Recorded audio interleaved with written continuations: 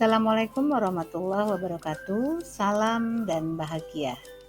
Perkenalkan, saya Nina Suprihatin, CGP Angkatan 7 dari SMP Negeri 157 Jakarta, ingin menyampaikan koneksi antar materi pada modul 2.1, 2.2, dan 2.3. Dengan pembimbing CGP, Deka Andriani sebagai fasilitator dan Ibu Lindawati selaku pengajar praktik.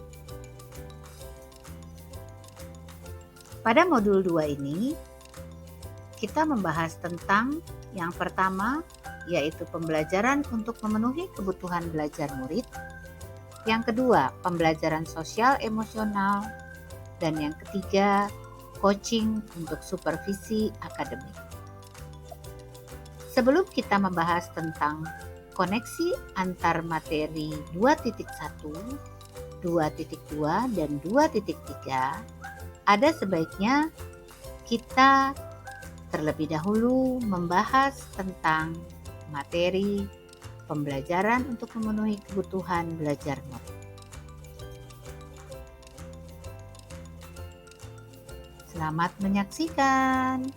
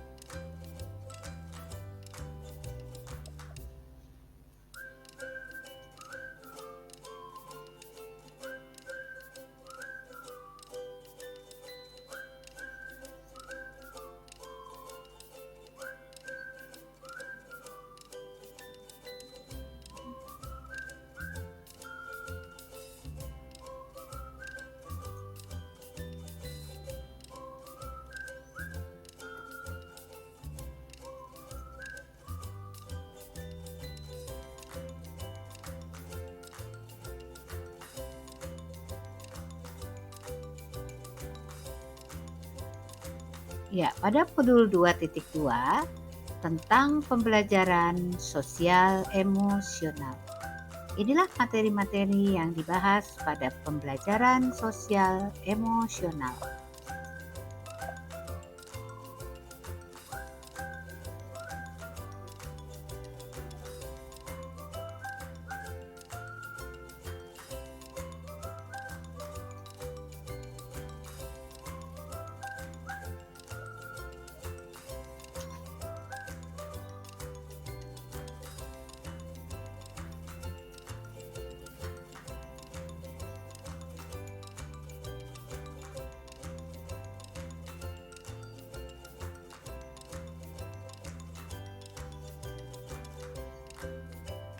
Selanjutnya pada modul 2.3 tentang coaching untuk supervisi akademik.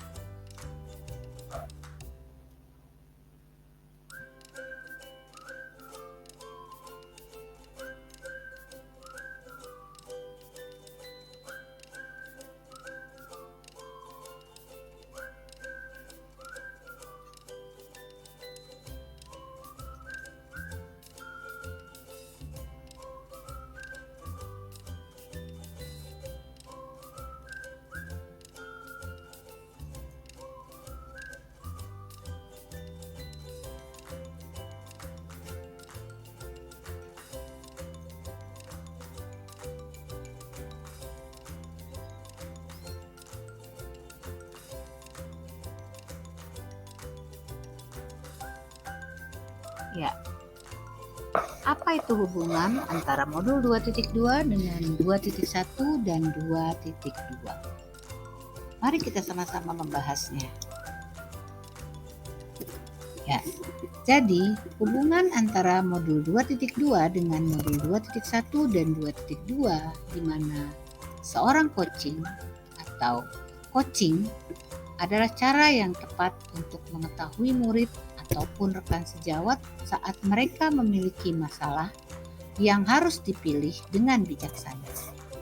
Seorang coach harus mampu menggali kemampuan coachee agar bisa menyelesaikan permasalahan yang dihadapi dengan cara yang sebetulnya sudah ada dan sudah dia pikirkan.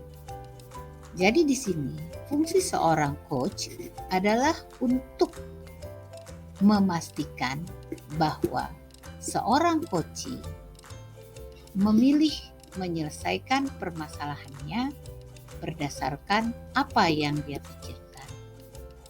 Fungsi seorang coach sendiri adalah untuk meyakinkan bahwa pilihan yang dipilih oleh seorang coachee adalah pilihan yang tepat untuk menyelesaikan permasalahan tersebut. Nah, bagaimanakah peran saya sebagai seorang coach di sekolah berkaitan dengan materi sebelumnya di paket modul 2 yaitu pembelajaran diferensiasi dan pembelajaran sosial emosional. Peran saya di sekolah sebagai seorang coach adalah memfasilitasi teman sejawat, baik itu guru ataupun tenaga kependidikan, untuk melakukan coaching demi kemajuan sekolah dan memaksimalkan potensi diri pada rekan sejawat dan tenaga kependidikan agar mereka mampu mengambil keputusan yang sebetulnya sudah mereka pahami, akan tetapi mereka masih belum memiliki kepercayaan diri untuk melakukan keputusan tersebut. Nah, sementara kepada murid, peran saya di sekolah sebagai seorang coach bagi murid adalah mampu menjadi teman diskusi pada kegiatan coaching dengan murid untuk memfasilitasi murid berdasarkan kebutuhan belajar murid.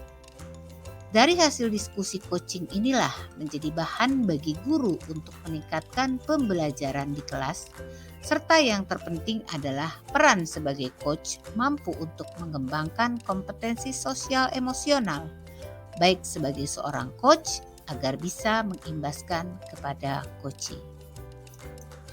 Lantas bagaimana keterkaitan keterampilan coaching dengan pengembangan kompetensi sebagai pemimpin pembelajaran?